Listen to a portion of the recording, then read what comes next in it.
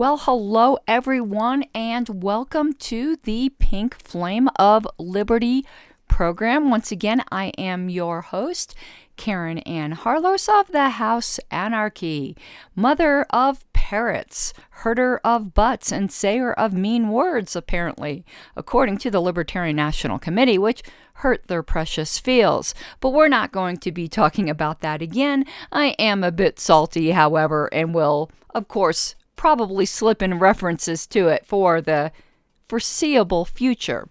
What I would like to talk about today primarily, as I promised last time, is I want to start getting into the nitty and gritty of actual libertarian ideology.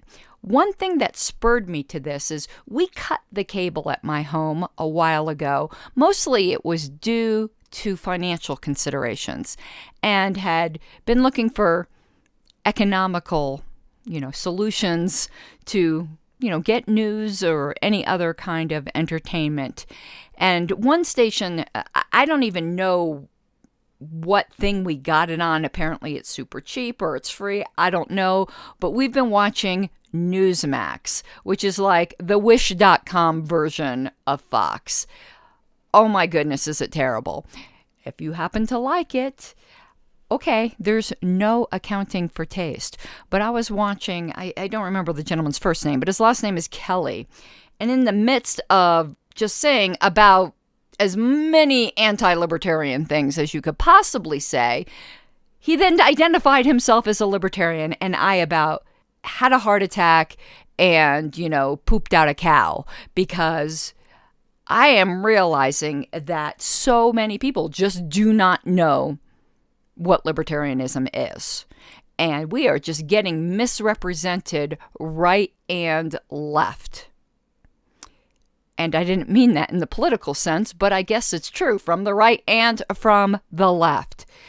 This gentleman seemed to assume that just being fiscally conservative on some issues made him a libertarian, and he's not even fiscally conservative on everything because the amount of military spending that he wanted was just insane.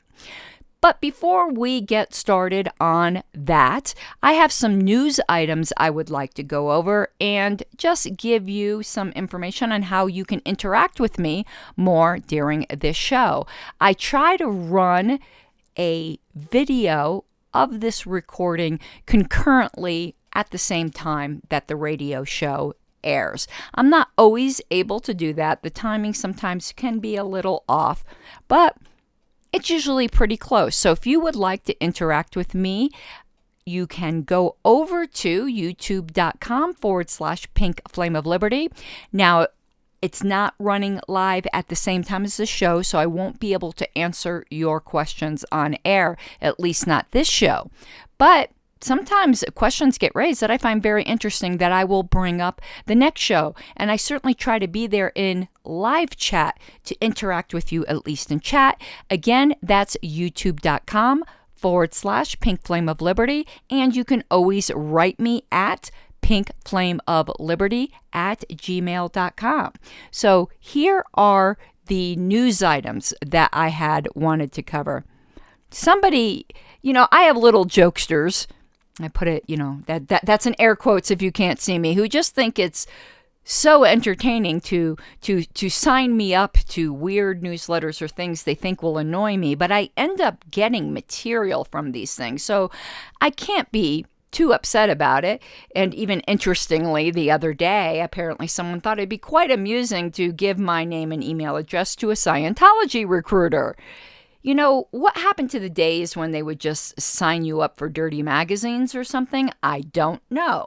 But I was super, super polite and preached liberty to the Scientology recruiter and said I wasn't particularly interested in Scientology, and that was the end of that. They were perfectly polite as well. But it just, there are so many good things you can do with your time in this world, and you're spending time doing trolling. And not even particularly good trolling, because let me tell you, I am a connoisseur of a good troll. But someone else signed me up for MoveOn.org emails. And if you don't know who MoveOn.org is, it is just a insanely irrational left group. And I know some listeners to the station think that anything left is insanely irrational. That's not my opinion. As a libertarian, that's not my opinion. I think there's an equal amount of insanity and irrationality on both alleged sides of the aisles, and there are things I agree with on both alleged sides of the aisle. But I have an email here from MoveOn.org. Actually, I have a couple of them that I'd like to cover today. This one's entitled A Bombshell Report on Marjorie Taylor Greene's Role in the January 6th Insurrection. Now, let me get this right up front. I think Marjorie Taylor Greene is a complete barking moonbat. So this is not defending her personally at all. It's just my general irritation at calling what happened on January 6th an insurrection. It was a protest. It was a protest that in some ways got out of hand, but it's funny the way they're making this out to be. I mean, calling that an insurrection is just a gross betrayal of the human language. Did I say human language? English language. But English is human most of the time, I suppose. But people who talk like that have no idea what an actual insurrection is. This country was founded on an actual insurrection. I think we ought to be a little kinder, perhaps, to people who have deep protests with the system, even if you don't agree with the basis of their protest. But to call that an insurrection is completely ridiculous. When I saw it happening, to me, it just looked like a failed audition for the Village People, complete with, the horns and the howling and all of that. If that to you is an insurrection, I pray to God you never actually see an actual insurrection, because you are just completely and absolutely deluded. But allegedly, there are some members of the legislature, of the GOP legislature, that are being identified as being involved in the planning of this quote-unquote insurrection. Were they? I don't know. I would like to hear actual objective evidence of how they were. I seriously doubt that they were. I suspect that whatever is being characterized here as participating in the planning is something far more benign. But what disturbs me is the way that this is now being used to call for the expulsion and the removal of these duly elected legislatures, whether you like them or not. And I, of course, right now am particularly sympathetic to those who are being targeted for expulsion or removal, having been such a target myself, though not for a quote-unquote insurrection. That would have been a whole lot sexier than what I actually did get removed for, which was just political criticism of my peers. But what they're calling for, let me read from you here. It says the 14th Amendment says that someone who engaged in resurrection cannot serve in Congress. So they're trying to disqualify these people permanently from ever serving. This is the politics of personal destruction. And when you start throwing around language like sedition and insurrection, you start actually threatening people's lives, because treason is a capital offense. Do I think it should be? No. I think it should be protected under the First Amendment. This country, again, was founded on that. We have a weird identity crisis as this is. But this rhetoric has gotten completely and absolutely out of control.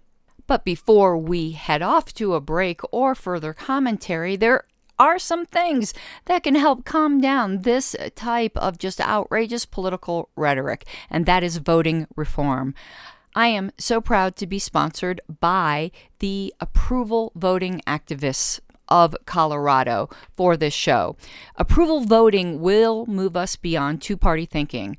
There will be fewer spoilers because voters can vote for both a candidate that they really like, who they believe has no chance of winning, and also a more popular candidate who does have a chance of winning. It will lead to more civility, and that is what is directly on point here. For instance, when a group of friends want to stay friends and are trying to decide on a restaurant or movie, they use a show of hands, which is, dun dun dun, approval voting. There will be less polarization. The voter is not forced to focus on only two candidates. Approval voting moves us beyond two-party thinking. You can contact Colorado's approval voting effort by phone or text at 720-439-6000 or search for the Approval Voting Party. Speaking of polarizing rhetoric, what I would like to get to after the break is something else that was said in this absolutely horrible email. It ends with, "Together we will not let incitements to white supremacist violence become normalized or swept under the rug." Everything does not have to be rooted in racism. Not every white person that disagrees with leftists is a white supremacist. This kind of rhetoric is so slanderous. It is just absolutely vile. There are actual white supremacists in this world, and you want to know what they do when you label everything you don't like as white supremacy? They laugh, because then they could just hide in plain sight, because when you call everything white supremacy, nothing is white supremacy. It's almost like it's said in Christian circles, what does Satan love the most? For people to deny he exists. All right, I will talk to you more after the break. All right, before the break, we were talking about the hysterical warning against the insurrectionist and the seditionist that was sent to me by moveon.org. But let me now give one word of praise to this email, the one shining spot in this turd sandwich. He says, if the GOP seditionists aren't removed by resignation or expulsion, they must be defeated for re-election when they face the voters in 2022. That's what you do when you don't like people who are elected. You don't try to get them indicted for treason. You just put forth better candidates and defeat them in election fair and square. And I would like to take another short advertising break, and this is to promote my best sponsor. That is my husband, Wayne Harlos.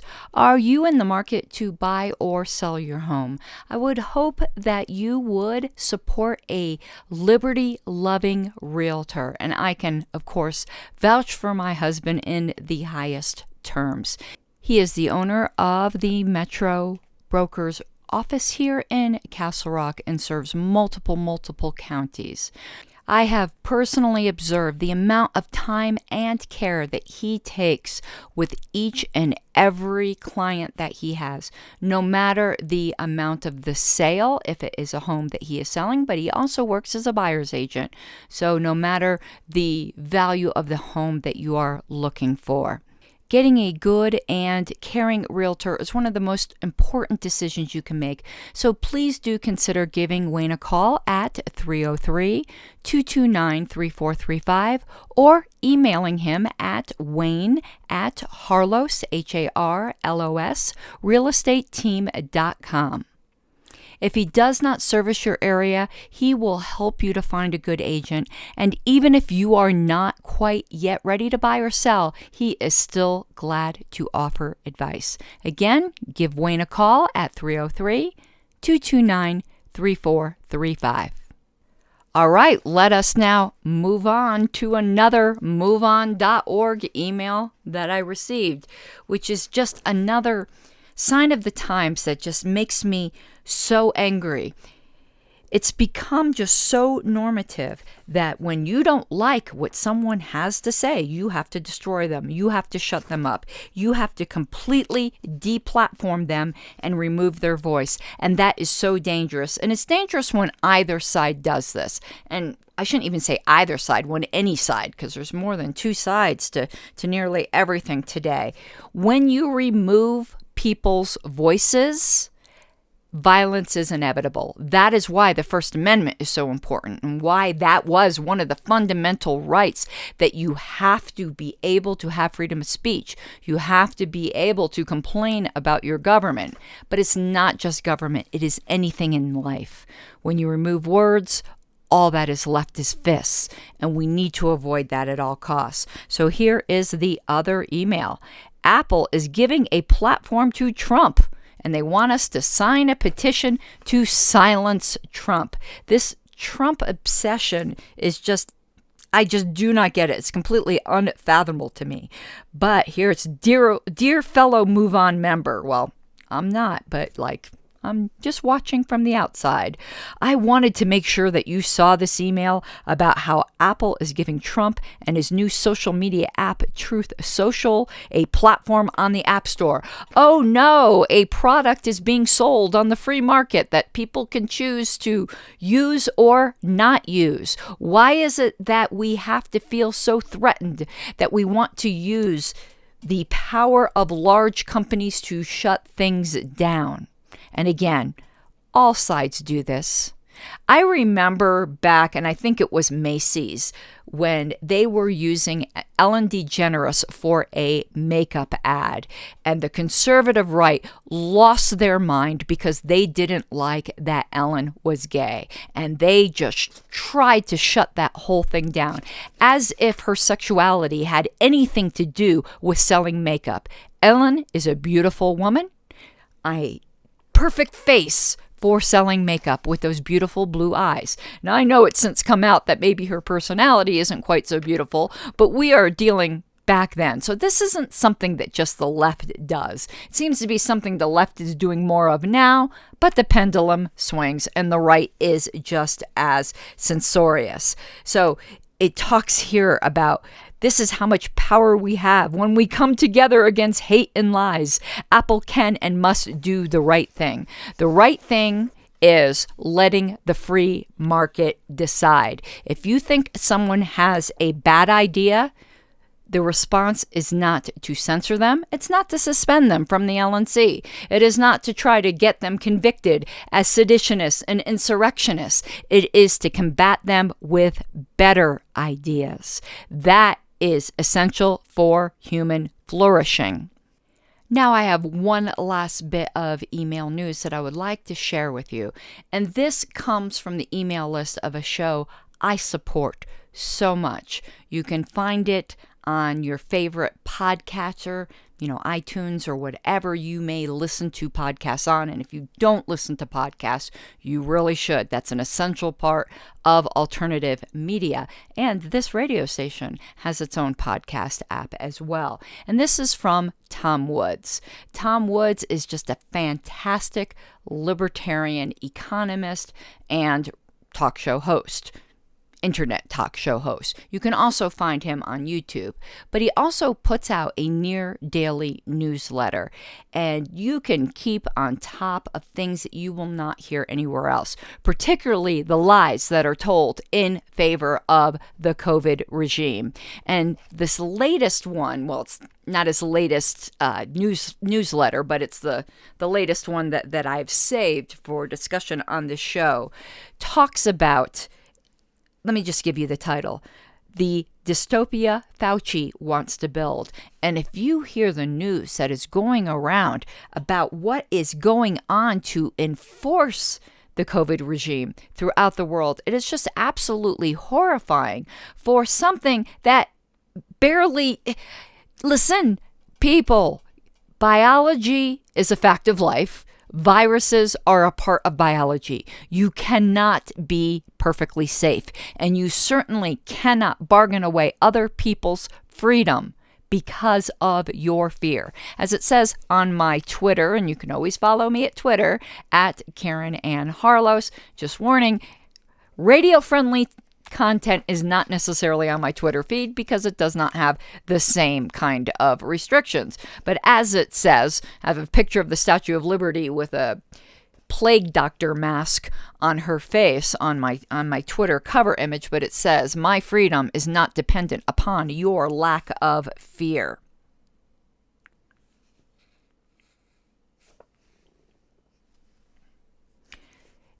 And what this email talks about is a story that Tom Woods received from a couple that live in Lithuania. It immediately drew my attention because my family heritage is from Lithuania. And he had stated, he expected the initial reaction of Americans to be, well, Woods, I don't live in Lithuania, but what goes on in other countries can go on here. After all, we're all just human. And I like also, there's another host that you absolutely have to listen to. It is Dave Smith. His show is called Part of the Problem, and he is of Jewish heritage. He lost family members in the Holocaust.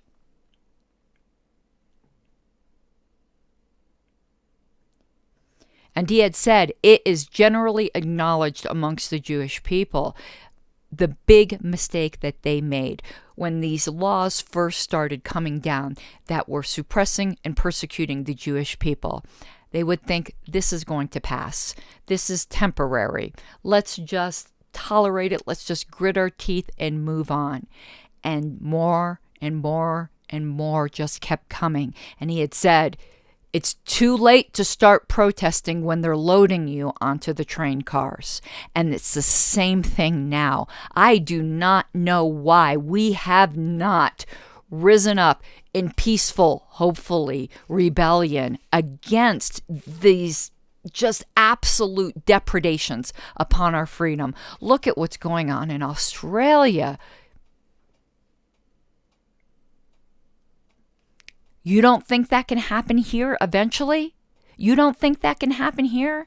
The people in Germany didn't think that could happen there. Wake up. And something I love to say to my husband, well, I don't love to say it.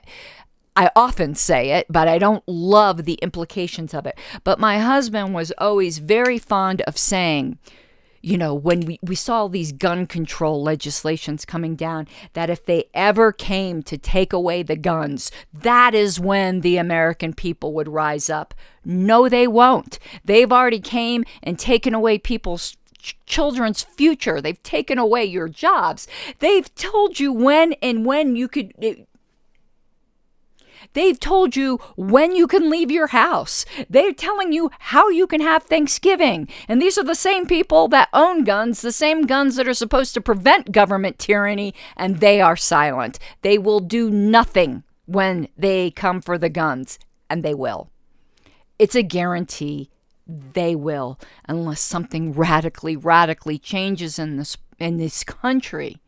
And that is why I am so passionate about my work with the Libertarian Party and for liberty. I see it as one of the last hopes for a peaceful resolution. All right, it looks like we are coming up on a break again. I remind you, you can interact with me in live chat on my YouTube channel at youtube.com/Pink Flame of Liberty. Or as always, you can contact me by email at pinkflameofliberty@gmail.com. Welcome back from the break, and I want to remind you that I would always love to interact with you in live chat at my YouTube channel at youtube.com/Pink Flame of Liberty. You can write me at pinkflameofliberty@gmail.com, and that is also where you can inquire about my very reasonable rates for advertising on this show. But let's continue with this email. And Woods also notes, there has not been a single word of rebuke toward Lithuania or Australia from the U.S. regime, which means they have no fundamental objection to it and would emulate these systems if they thought they could get away with it. Well, there are also other organizations that have made no condemnations of these things, and it's not because they want these things to happen. It's maybe because of helplessness or cowardice. And I'm going to reflect the criticism again on my own party. What do we see coming out of the National Party condemning these actions? Wake up, libertarians. Wake up, Americans. Please, please protest, shout out, scream it from the rooftops. Libertarians of all people. And this is what I got thrown off for. By the way, this is one of the things I whistle blew on, and I will continue to do so, and I would do it all over again. The Libertarian Party's national party, not the state parties. A lot of the state parties have been doing awesome, but the silence of the National Libertarian Party on this is absolutely inexcusable. Oh, excuse me, relative silence. There have been a few tweets here and there. And we passed a resolution. And on those lines, the state convention for the Libertarian Party of Colorado is coming up on March 12th, 2022 at Lily Farm Fresh Event Center in Keensburg, which is in Weld County. And if you would like to participate to help turn the party back towards true liberty. We don't have that problem in Colorado. We are focused on true liberty. But this is where we will be electing delegates to the national party's national convention in Reno, where we will elect a new Libertarian National Committee, perhaps adopt platform changes, but it is where the direction of the national party will be set. And we have a hashtag going right now, Reno Reset, to take this party back for liberty. And if you are a registered libertarian, that is what is required to be a voting delegate at the state convention and for a chance to be a voting delegate at the national convention, or at least vote for solid libertarians to be sent to the national convention. If you are, again, a registered libertarian, please mark the date and stay tuned here or keep checking back at lpcolorado.org for more information.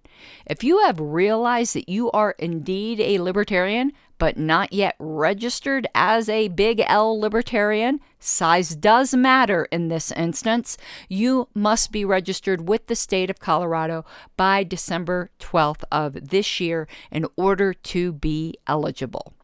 Let's continue with this email. Okay, this Lithuanian couple writes, in just 6 weeks, the COVID pass, which is basically a vaccine passport, has transformed my country into a regime of control and segregation. This is the new society created in Lithuania, the nation furthest along the path to the authoritarianism inevitably facing all countries which impose a COVID pass regime. The COVID pass in Lithuania is called the Opportunity Pass. What a sweet name, right? The Opportunity Pass allows you the opportunity to participate in society. Without this pass, you don't have opportunity. Your rights are restricted. My wife and I do not have the COVID pass. We refuse to accept the authoritarianism and control of the new regime. So we've lost our jobs and been banished from most of society. It's been 6 weeks so far. There is currently no end date planned for the new regime. With no pass, we may only enter small shops with street entrances, which mainly sell essential goods, food, pharma, optics, or farm/pet goods. The convenience store meets the requirements, so we may enter. He goes on to note that clothing stores are not deemed essential, so he and his wife cannot enter those. He also notes that religious supply stores are also considered non-essential. Same thing with bookstores, craft stores, beauty services such as hair, nails, and skincare. They may not receive any repair services, which last longer than 15 minutes. And you might say, well, some of these things can be had at secondhand stores. You must have a pass to go into those.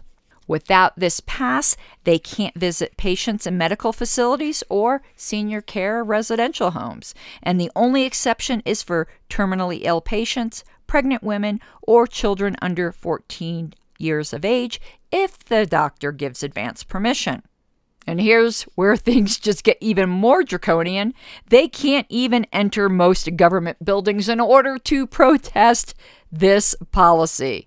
The government buildings only provide in-person service to people who have the Opportunity Pass. And very chillingly, the library has separate entrances. What does that remind you of? One sign on the main door says, for people only with the Opportunity Pass with an arrow. for the people who do not have the opportunity pass. I don't think I have to say the quiet part out loud as to what this reminds me of. And if you don't think that could happen here, you've got rocks in your head. Okay, I'm done with it took a bit longer than I thought it would, the news items I had wanted to bring up to you. So now I'm going to continue with my initial goal of talking about basic libertarian principles from the National Libertarian Party platform in order to inspire and educate you and perhaps help you discover that perhaps the principles of the Libertarian Party more align with your own if you are not currently a member. And remember, I think I told you this. This is how I became a libertarian. I didn't know any libertarians. I read the platform, and within 15 minutes, it was a come to Jesus moment.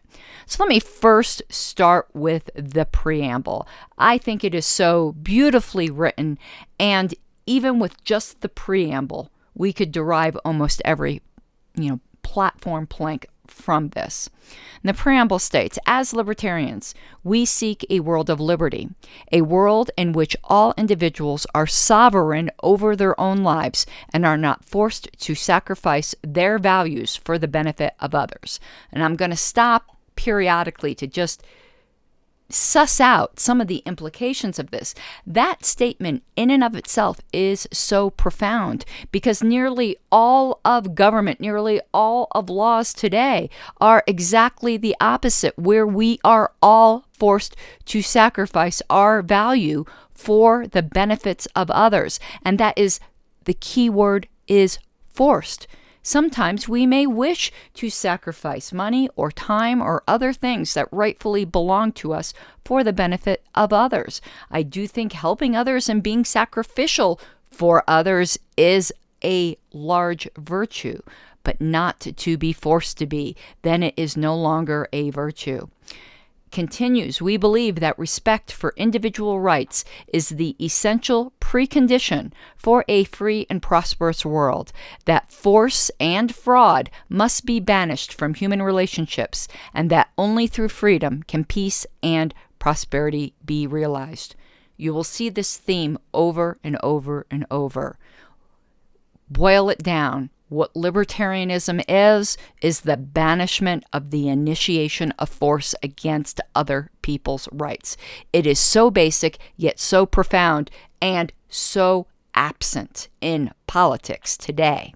So consequently, we defend each person's right to engage in any activity that is peaceful and honest. And by peaceful and honest, we mean without force and without fraud. And welcome the diversity that freedom brings. The world we seek to build is one where individuals are free to follow their own dreams in their own ways without interference from government or any authoritarian power. Now, what I will really want to focus on is, what does it mean, an activity that is peaceful and honest? That is an activity that is without force or fraud. Because I think most people think they believe in this statement, but in fact they don't, because they're importing all other kinds of conditions into what exactly is peaceful and honest. So here is the introduction to answer that question. It is under personal liberty, the first plank. Individuals are inherently free to make choices for themselves and must accept responsibility for the consequences of the choices they make. Our support of an individual's right to make choices in life does not mean that we necessarily approve or disapprove of those choices. No individual, group, or government may rightly initiate force against any other individual, group, or government. Libertarians reject the notion that groups have inherent rights. We support the rights of the smallest minority, the individual. Now, something I want to point out here and emphasize is the statement that says just because you support someone's right to do something doesn't mean that you support the activity itself. Just because you have a right to do something doesn't make it right to do. More on this after the break. Okay, welcome back, and we are in the home stretch now. There is a whole history I could give you to this platform. There was a time when we had the best platform. It was super, super long, but I believe the best platform the LP ever had was in 2002. And I might get into this history another time, but it was gutted in 2006 and then slowly rebuilt.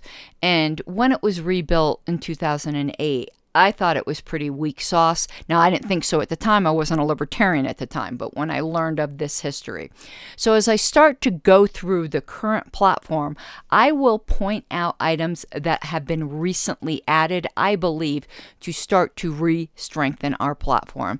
And I am very proud to say that I have been a part of that some of these statements that are now in the platform are items that were proposed by me in part or in full. For instance, in that last one that we read, libertarians reject the notion that groups have inherent rights. We support the rights of the smallest minority, the individual. I had a large hand in at least introducing that at convention. Obviously, the delegates are the ones that voted in, but I was on the platform committee. I actually chaired the platform committee that proposed that. All right, the next one. So our platform's divided into major sections. We just read for personal liberty, the major section for part 1, and then it's broken into some subparts under that heading. So 1.1, self-ownership. And this is such a fundamental principle to libertarianism. The non-initiation of force and self-ownership, these are the pillars. These are the pillars upon which everything rests. So this reads, individuals own their own bodies and have rights over them that other individual groups and governments may not violate. Individuals have the freedom and responsibility to decide what they knowingly and voluntarily consume and what risks they accept to their own health, finances, safety, or life. Again, this is another statement that seems so simple, but is so profound. Yes, you can put anything in your body that you want. It is your body.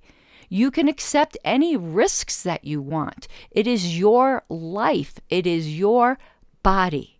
Yet the government has decided to be your daddy. Who's your daddy? It's the government, because it decides what you can put in your body and what risk you can take. I just have to say, who do you think you are? Like, how do we accept this? Why do we vote for people who think they have the right to regulate the most basic thing, that you own yourself? 1.2, expression and communication. We support full freedom of expression and oppose government censorship, regulation, or control of communications media and technology. We favor the freedom to engage in or abstain from any religious activities that do not violate the rights of others. We oppose government actions that either aid or attack any religion. I think that is pretty self-explanatory, except for I do not think, and sometimes I think even libertarians do not realize yet what we mean by supporting full freedom of expression. 1.3, privacy. Libertarians advocate individual privacy and government transparency. We are committed to ending government's practice of spying on everyone. We support the rights recognized by the Fourth Amendment to be secure in our persons, homes, property, and communications. Protection from unreasonable search and seizure should include records held by third parties, such as email, medical, and library records. Now, you want to know what I think should be included in there? I'm probably going to make a note of that I'm on, at least right now, the platform committee for the next convention. I say right now because I've said some apparently heretical things, and it would not surprise me if in a move of vindictiveness, this current LNC tries to remove me from the platform committee as well. Why not? We might as well make a full libertarian martyr out of the pink-haired lady. But what I think should be added in here is bank records. Why just email, medical, library? Bank records. I mean, I'm sure there could be a whole other list, but this whole idea, we just heard proposed where anyone making over $10,000 a year, in order to make sure that you're paying the proper tribute to your daddy, all of your financial records should be laid open and bare to the government. Now, you might note something in these various planks. Each time when it's talking about these freedoms, it's talking about freedoms from government interference. Each time it mentions government because there's a much broader spectrum of abilities that private enterprises have. Now, private enterprises cannot violate your absolute rights, but private enterprises have rights that the government does not have. So let's continue, because here's another one that you may not be particularly happy with me. Some of you may be, some of you may not, that I had a hand in changing. This is 1.4, personal relationships. Sexual orientation, preference, gender, or gender identity should have no impact on the government's treatment of individuals, such as in current marriage, child custody, adoption, immigration, or military service laws. Government does not have the authority to define, promote, license, or restrict personal relationships, regardless of the number of participants. Consenting adults should be free to choose their own sexual practices and personal relationships. Until such time as the government stops its illegitimate practice of marriage licensing, such licenses must be granted to all consenting adults who apply. That last sentence is directly my doing.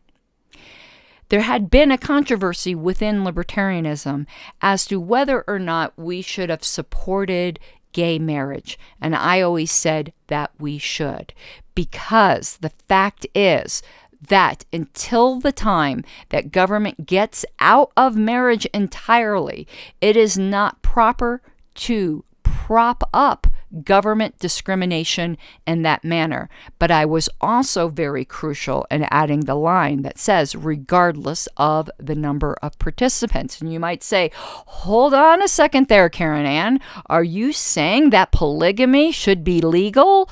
Yes, absolutely, I am saying that because it's absolutely none of the government's business. I mean, God bless you if you can handle a bunch of wives, but if you can, why is it my business or the government's business to tell you that you cannot do that?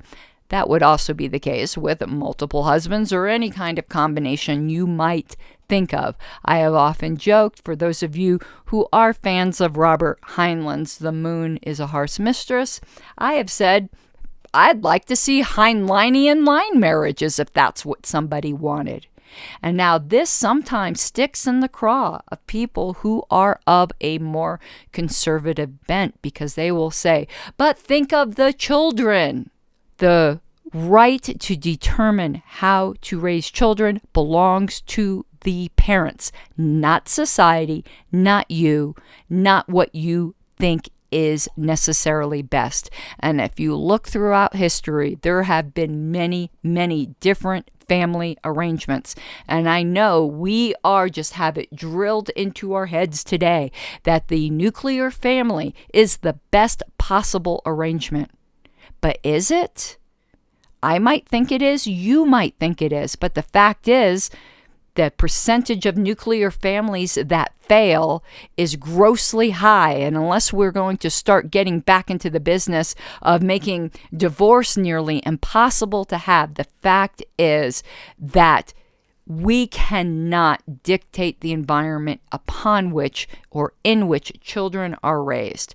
That is up to the parents, and you need to get out of their business unless there is some kind of rank and indisputable child abuse happening. So yes, any kind of personal relationship that you should wish to have, you should be able to enter into, and you should not have to ask daddy government for permission. And the fact is, listen, the whole reason we license marriage to begin with has such a racist origin. There didn't used to be government licensing of marriage.